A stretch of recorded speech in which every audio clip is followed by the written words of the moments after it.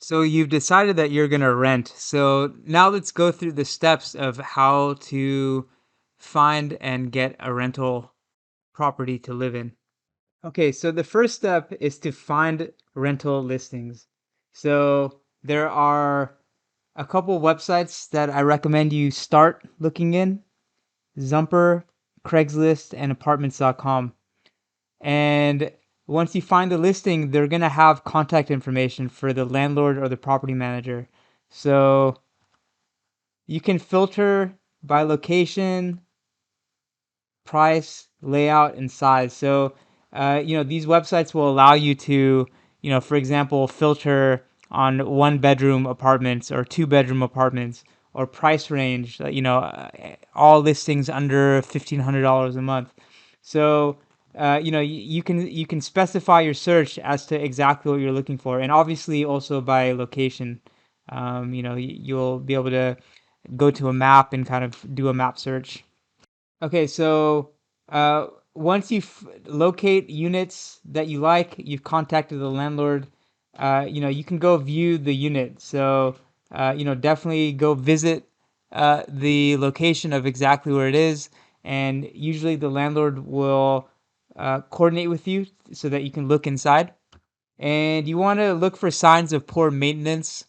That's definitely something to keep an eye out on. So, that should be as you're inspecting the unit. Look for items that may not be maintained well, because you can before you decide to rent the unit can have those things fixed. So you want to make sure that you see any potential problems beforehand before you move in. You want to see what appliances are available. Some people really want like a dishwasher, for example, but not all rental units will have one. Washer dryer also. A heater is going to be standard, but an AC is necessarily not a standard thing. So if you live in a hot area, then you want to make sure that the unit is going to have the AC if that's something that you really require.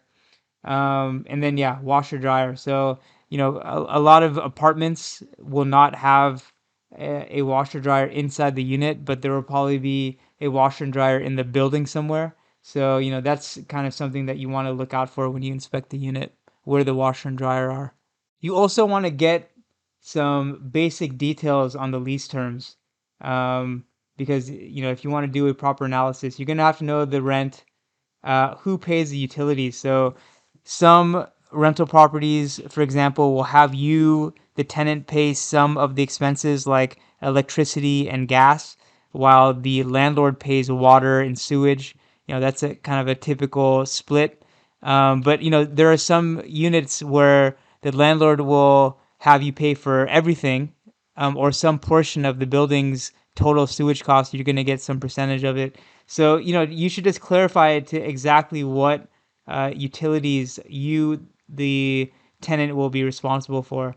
Also, if there's any tenant maintenance responsibilities, so if there's a yard or something, you want to understand if you're going to have to mow the lawn or just do any maintenance. What the deposit is. So the deposit is kind of specified in the lease that you're going to sign for the unit, but it would be good to know that beforehand, just so you can do kind of understand what your financial obligation is to rent the place when you first move in. And then if rental insurance is going to be required, you would probably want to get renter's insurance anyways. And I made a video on what renter's insurance is, so you can refer to that video to get more details. But basically, it covers you and your property inside the unit if something happens, because the landlord is not responsible for that. So some landlords require you to carry that insurance, and some don't. But that's also something you may want to consider investigating, just to get kind of a basic sense of what your per month financial obligation is going to be for renting the unit. Also, kind of a soft analysis is you want to get a sense of the landlord or the manager or the management company, because you'll have to interact with this person or the company regularly. If you have any maintenance issues, if you have some issues with your neighbors, you're going to have to deal with the landlord or the manager. So, just getting a feel of how they are, how responsive they are.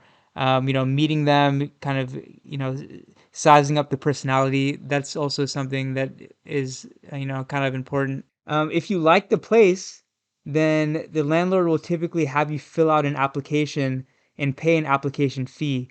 So this is, the application fee is for, typically they're going to run a credit report on you. And so they typically charge a fee for doing that. And the application is going to have kind of your basic information and your source of income, and they may also require you to just submit some information on your income, like a pay stub or something. So that step is only for if you actually want to move forward and rent this particular place that you're investigating.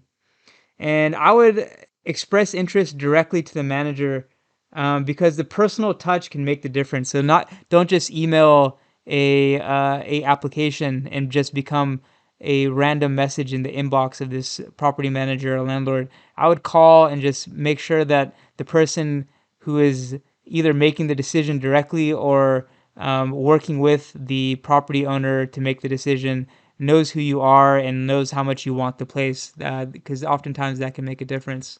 Okay, so what does a landlord care about when picking a renter? So you can kind of tailor your application and kind of your pitch if you're going to directly express interest to the manager by knowing what they care about. So what do they care about?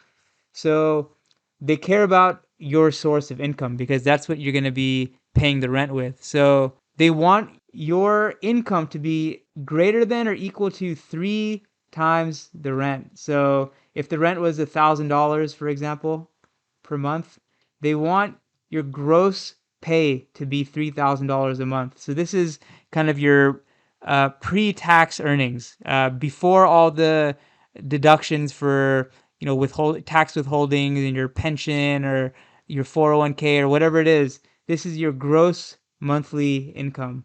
So the typical standard is 3x the rent in your gross income or more. So the more the better, because that just means you'll have enough income to support paying the rent every month. Your credit score is also going to matter because, again, you can refer to the video I did on credit score.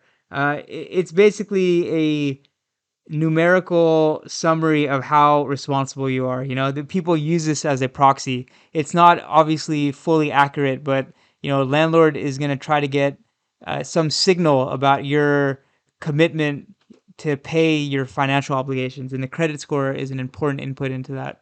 Your previous rental history and landlord references. So your landlord is typically going to ask for references, and sometimes they ask specifically for a prior landlord. So they want to know that you've rented successfully in the past, and the stronger kind of reference you get from a landlord, the better.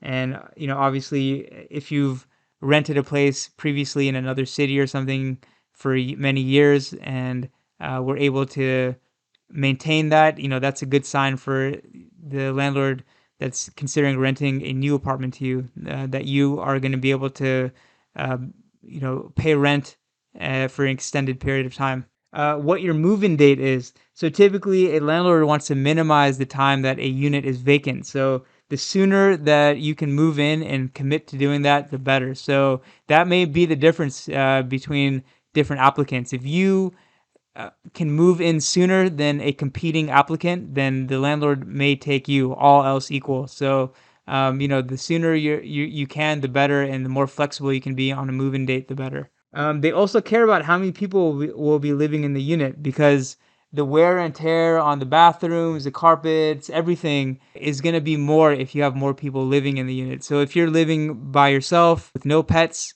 a landlord may look favorably on that. They're technically not supposed to discriminate, based on family type and all that, but it does make a difference. So I would consider you a stronger applicant if you're living alone. Many units, of course, allow pets, and the landlord is allowed to take a larger deposit and maybe even charge extra rent for allowing pets. So that may or may not be an issue, just depending on what the landlord is looking to make use of their unit for. Because some landlords are willing to accept pets because they can make more per month in the rent. And just for your information, a landlord legally cannot discriminate based on race, sex, religion, your sexual orientation, your marital status, your disability, or source of income. So these are legal protections. Of course, if your source of income is something illegal, the landlord can discriminate. So, for example, if you're dealing drugs out of the apartment, that's something a landlord obviously is not gonna look favorably on. So, if it's something illegal, they're gonna be able to reject your application. But I don't know how many people that are drug dealers put that on their application. So, but yeah, just for your information, if you ever had a rental and your neighbor was dealing drugs, that's a basis for a landlord evicting someone. So, just for your information. And then what is the application fee? Or, if you're going to pay the application fee, make sure you pay that on time with your application, so that the landlord can process your application as soon as possible.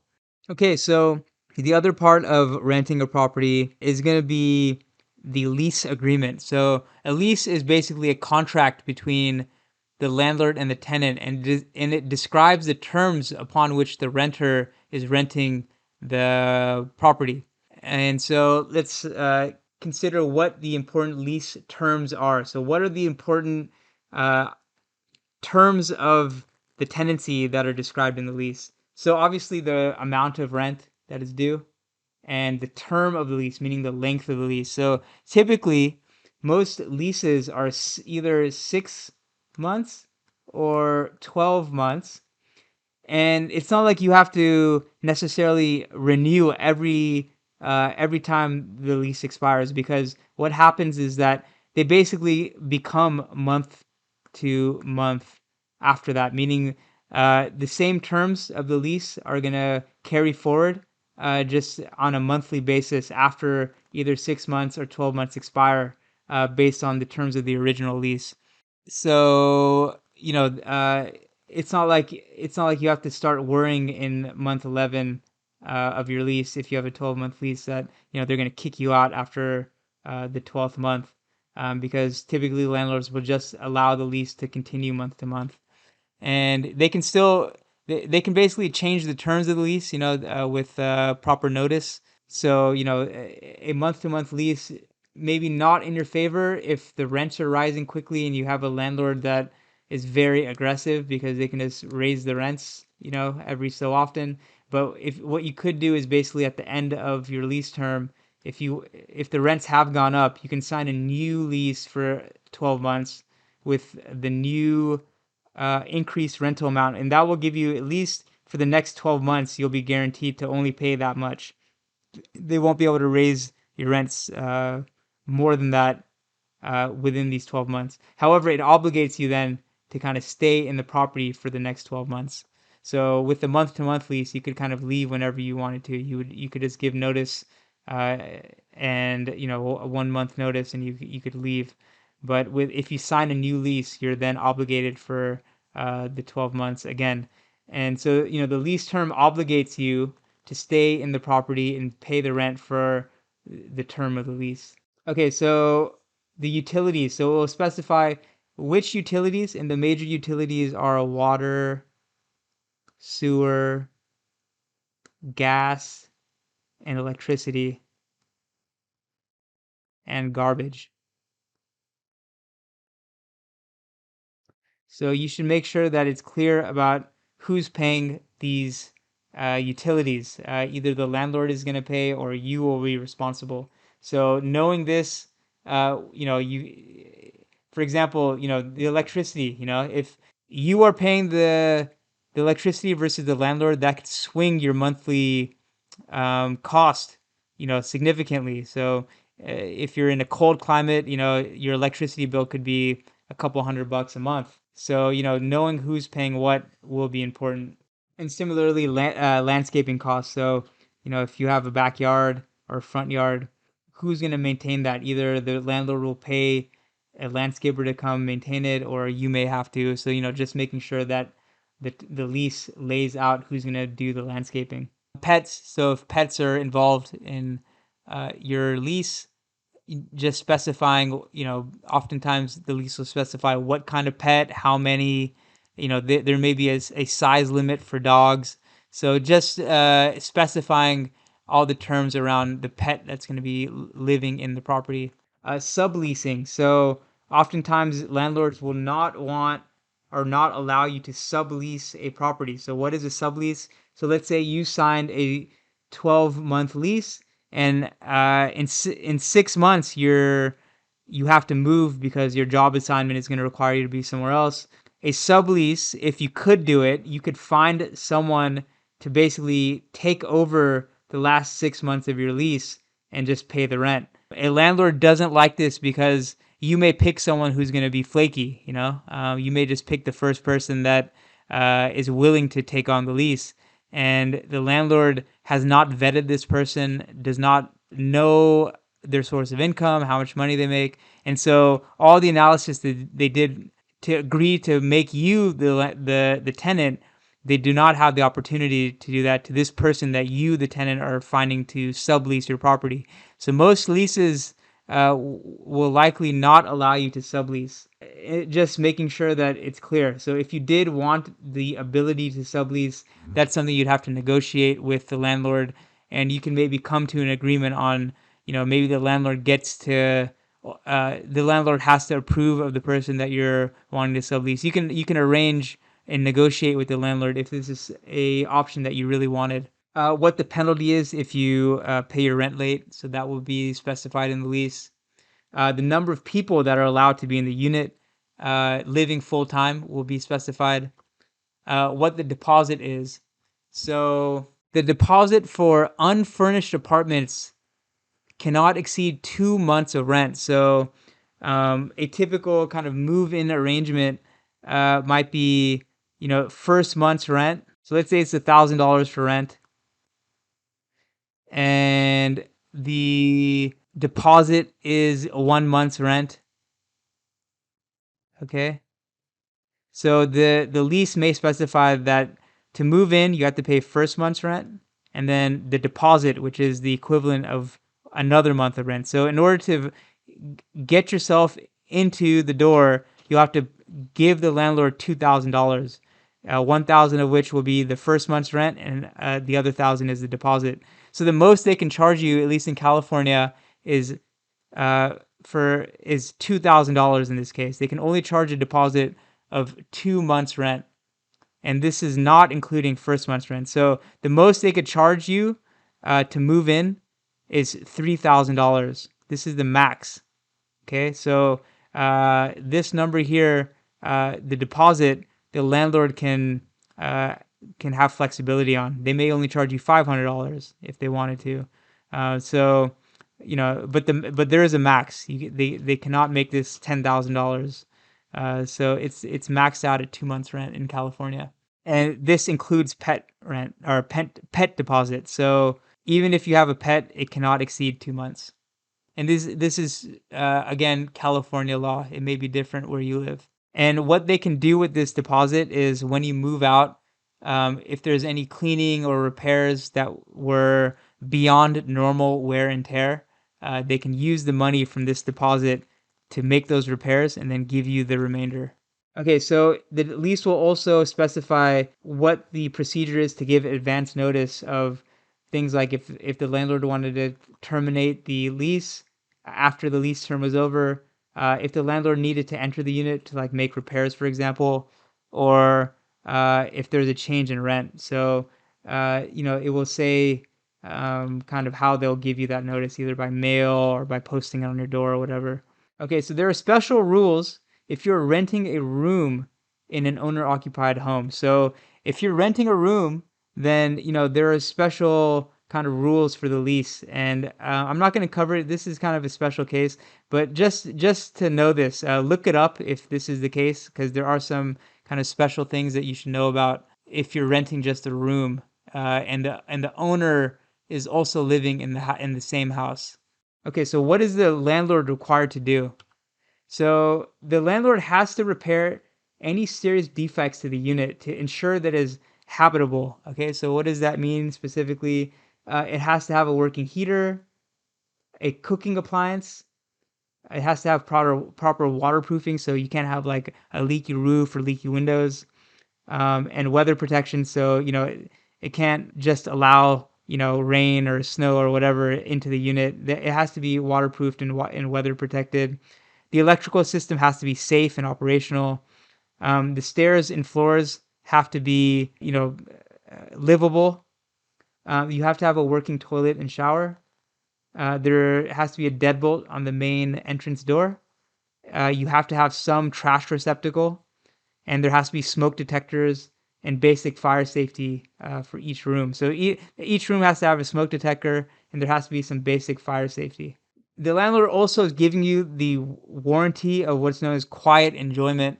And so basically that is the right of the tenant to enjoy the property without interference, like disruption, loud nuisances, So it's basically the landlord has to ensure that the tenant lives relatively undisturbed. So, if there's loud parties every weekend, or if there's some regularly occurring nuisance, that may be grounds for you to be able to cancel the lease and move out and leave. So the landlord kind of has to ensure that the property is there for your quiet enjoyment. Okay, so what are some strategies for just thinking about leasing? So there are some cities and jurisdictions where there's a rent control, meaning that the rents cannot be just raised arbitrarily. Like, for example, in San Francisco, there's a cap on how much the landlord can raise rents every year. And also, the landlord cannot just get you out of the unit for any reason. There has to be some cause for them to remove you. So, if the rents have gone up a lot, for example, the landlord can't just have you leave so that they can like re-rent the property to someone else at a much higher rate. Living in these jurisdictions, if you're a renter, has gives you quite a bit of advantage, because you can be sure that your rents aren't gonna, as long as you stay in the unit, aren't gonna go crazy high, even if the market is going up a lot. So, if you're a renter, being in a rent controlled jurisdiction is helpful. California now has statewide rent control, and so the max amount they can raise your rents is inflation plus 5%. And typically, if inflation is 3%, and so 3 plus 5 is 8%, that's a pretty big rental increase. So it's not really that useful for most places in California. And especially right now, this is 2022. Inflation is really high right now. So the rent control statewide is not really that useful for most tenants, because the landlords are actually allowed to raise the rents, 10%, which is a big rental increase. So the rent control in the state isn't really protecting that many tenants right now. But there are other cities like San Francisco or elsewhere where the protections are more robust. Also, having a long-term lease. So if you really want to make sure that your costs are locked in, you can maybe negotiate like a 2-year lease or something with the landlord. Okay, so this is kind of a strategy if you really had to break a lease. So let's say you signed a 12-month lease, but in month 7 you had to leave, okay?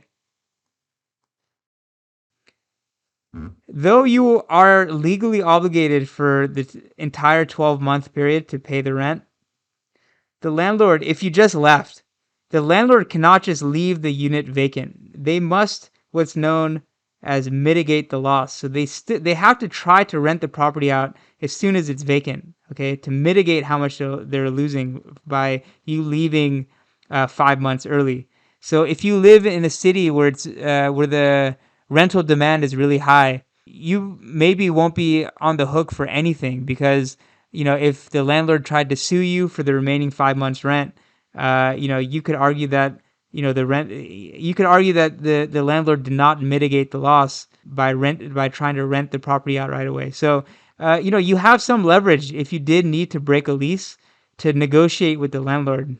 I don't recommend doing this because there's going to be some friction and probably some stress doing this. But just know that it is possible. You shouldn't feel totally trapped. You can talk to your landlord and potentially break a lease if you really had to, because again, the landlord has to try to not just leave the unit vacant for 5 months and try to sue you to collect that rent. They have to try to rent it out again. They're required by law to try to do that. So that's just one strategy when considering, once you're in a lease.